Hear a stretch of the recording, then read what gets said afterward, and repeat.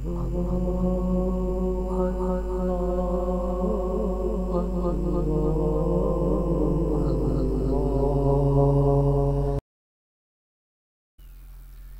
اللہ الرحمن الرحیم۔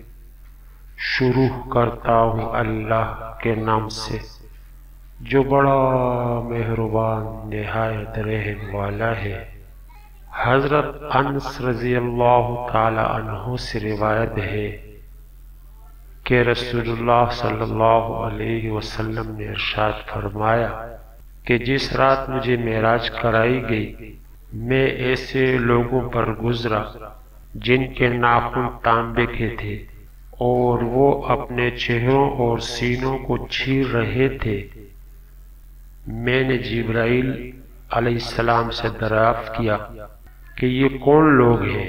انہوں نے جواب دیا کہ یہ وہ لوگ ہیں جو لوگوں کے گوشت کھاتے ہیں، یعنی ان کی غیبت کرتے ہیں اور ان کی بے آبرو کرنے میں پڑے رہتے ہیں۔